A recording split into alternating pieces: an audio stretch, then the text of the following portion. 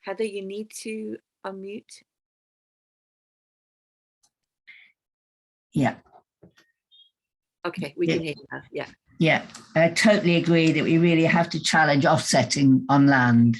And internationally, it's just been an enormous, enormous thing. So, yeah, flag that one up, and more so in England too. Landworkers Alliance, so its key, some of its key things is about enabling access to land. What are the barriers for young people who want to work on the land in a regenerative way, and enabling people from all backgrounds to access land. And that can be campaigning as well as apprenticeships and traineeships. Also linking internationally, so they're part of La Via Campesina. And we had a stall up in Glasgow at the COP26. So seeing that nature-friendly farming, regenerative farming is very much part of a solution. What does local control mean? That was another question.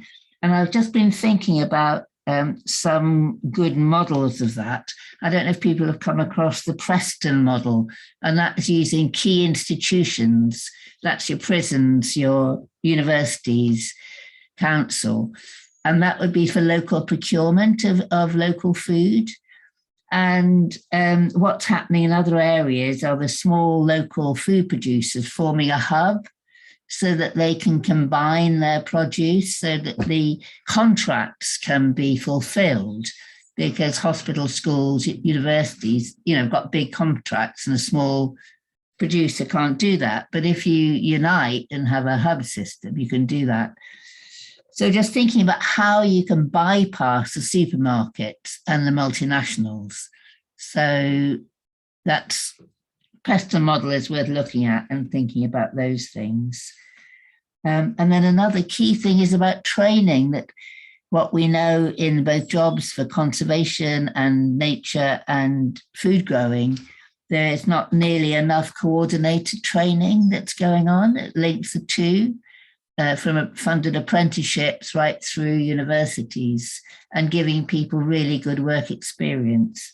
So that's something that we really need to get on about. And enabling young people, children, to have access to all these things, I think is really important. If you can see it, you can be it. So ways of enabling all that to happen. I think that's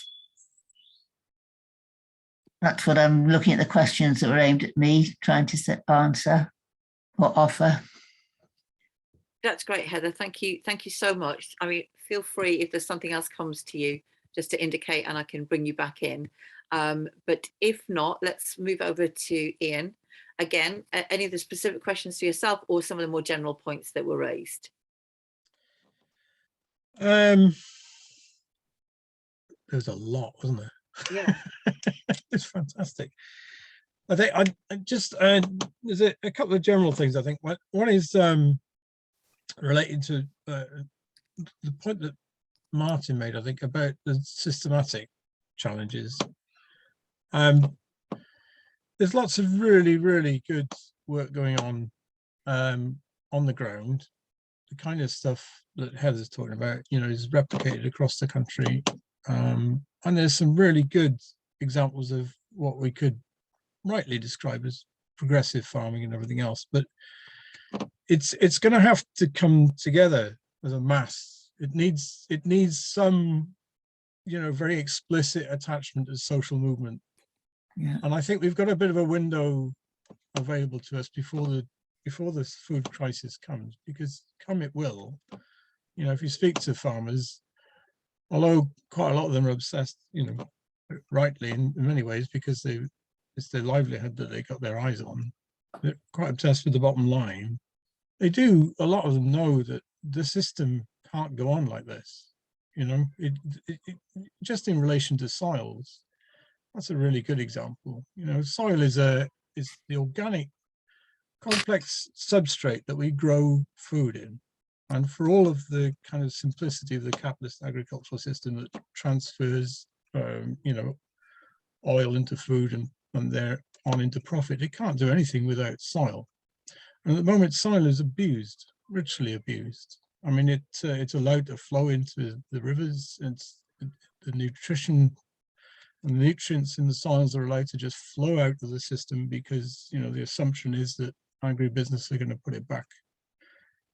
The coming crisis means that we, you know, those sorts of practices are going to come to a head. I mean, a lot of the phosphates that are used, you know, that comes from an unsustainable, non-renewable source in the Western Sahara, most of the world's phosphates. And as we're seeing in the situation with Russia and Ukraine at the moment, the price of fertilizer has gone through the roof. I mean, literally gone through the roof. It's crazy.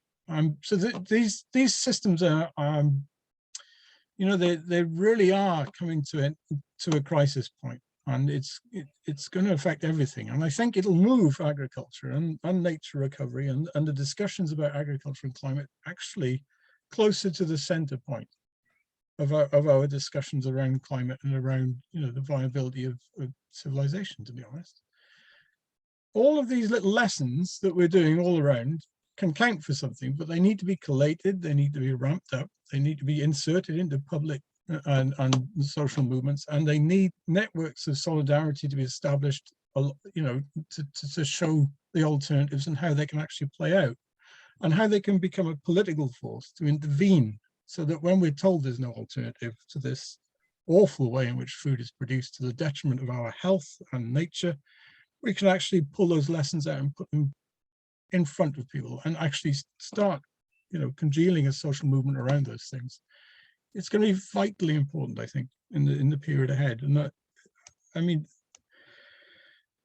everything is looking bad, but we've got the potential, I think, to, you know, I mean, to generate jobs through agriculture, through nature recovery and those sorts of things, and actually make an intervention in relation to wider social movements. So just keep pushing for positive lessons to come to the fore, as well as that level of solidarity and activism that's needed. Sorry if that's rhetorical, but it just struck me that these things can be brought together into a political mass, really. Thanks, Ian. I don't think it's rhetorical. I think it's actually presents a strategy, a vital strategy of how do we mobilize in response to a food crisis, a climate crisis, a cost of living crisis, and allow alliances to come together to push, as you said very clearly, Ian, you know, into public debate that there are alternatives, because that is definitely what is happening at this moment in time. We're presented both in terms of the energy crisis and this food crisis with a vision that there isn't an alternative to what has, you know, that has got us into this mess in the first instance, whether that's got maintaining a reliance on fossil fuels, or, you know, the kind of the organization of the economy which prioritizes profit over things. So I think actually that was a clear strategy, I think, for us to think about how we unite together, and some elements of that strategy going forward, with the question of solidarity center stage that Stuart raised earlier on, around the question of climate justice. Stuart, do you have your hand up to speak again? You'd asked specifically about to answer that question about soil and why the soil is in such a poor state, which I don't think we've quite touched on. That was all, but I'm happy to have a go, but I think it would be better if Heather answered, actually, because Heather will have a much more detailed hands-on knowledge. And there are more comments. The last comment in was from Mike about soil as well, and the decline in fertility of soils. Okay. And I wondered if you could answer that.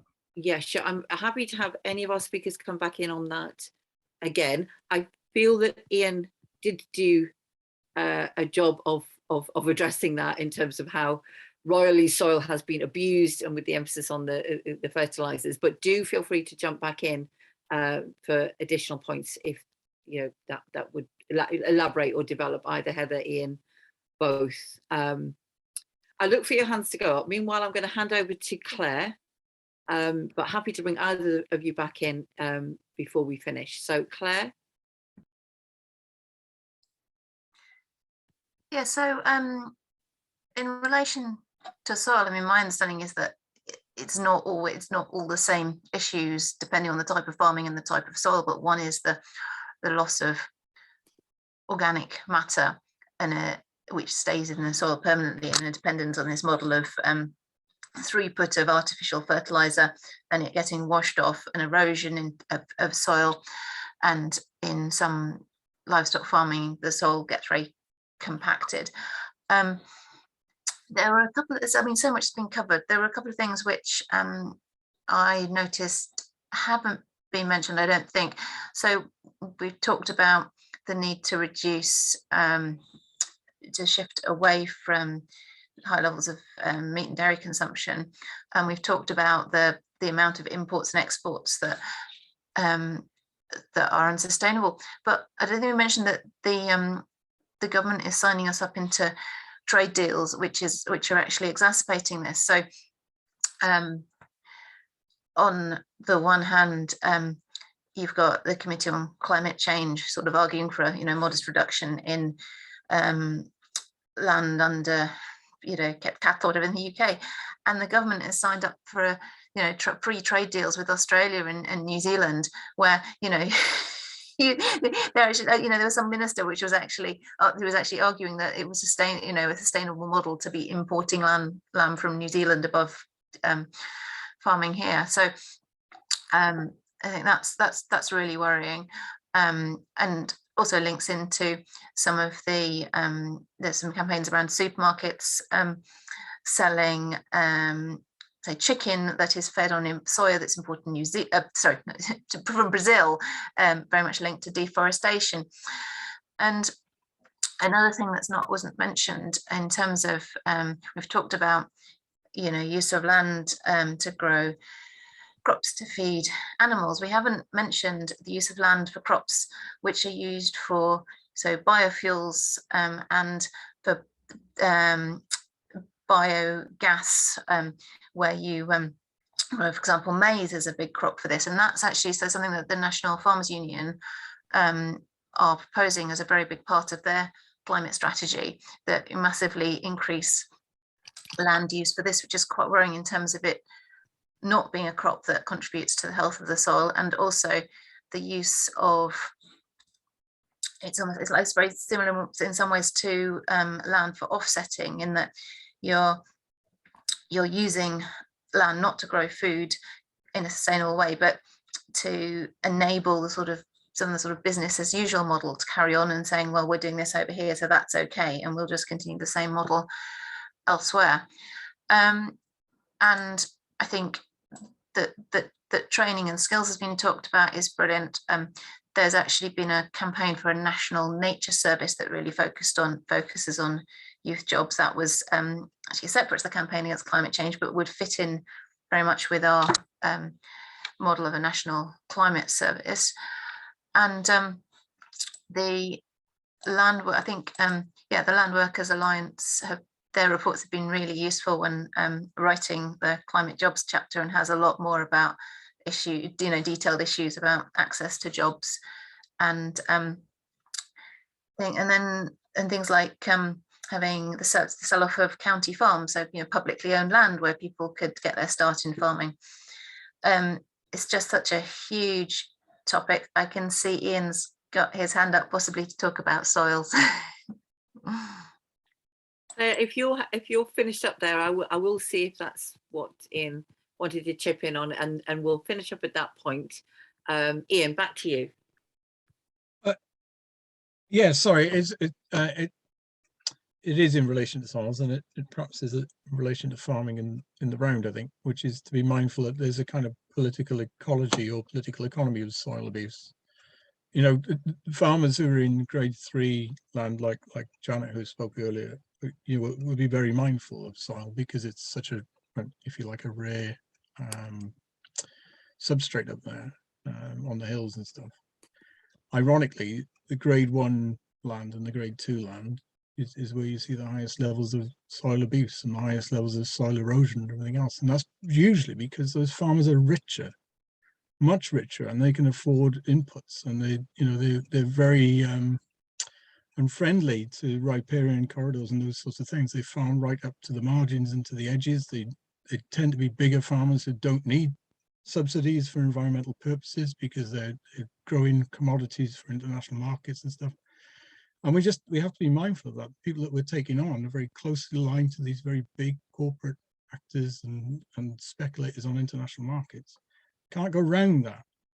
I think we have to put that, you know, front of house, as it were, when we're discussing any progressive agriculture, because there is an alternative, as we said previously. But it's just to be mindful of that. Not a lot of farmers are really, really good with soil, and some, you know, notably the wheat barons and so on, are absolutely dreadful because they just don't see it for what it is, as a living substrate. They just think it's the thing that you grow the profit in.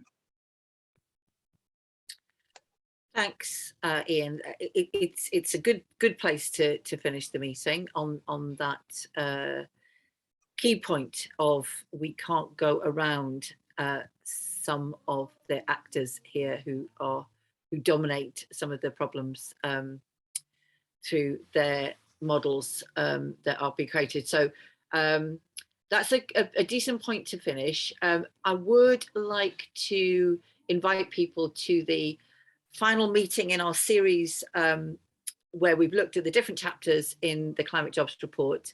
That meeting is next week. We're going back to the Monday, and there's a link in the chat for register. It's on the website, etc.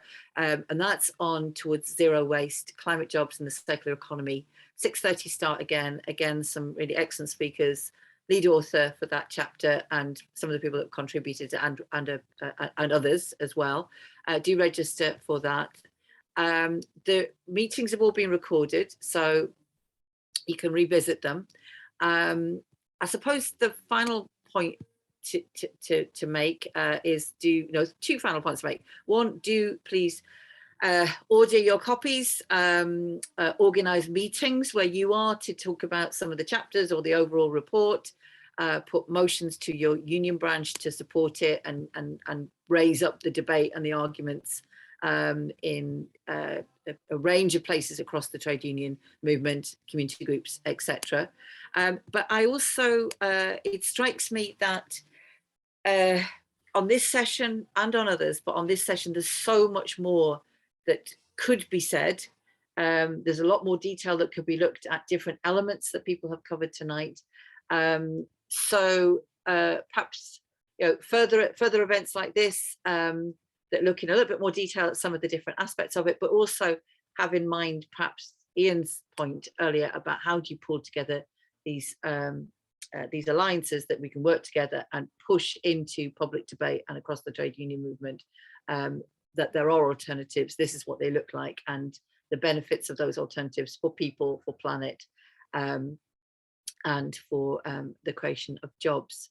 Okay, I think that's it. I'm going to say thank you again to all of the speakers. Really, really excellent contributions. Thank you to Heather. Thank you to Ian. Thank you to Claire. And thanks again to the participants on this call who made a really range of very, very important and helpful questions, comments, and contributions. So thanks, everybody. Do you have a good night?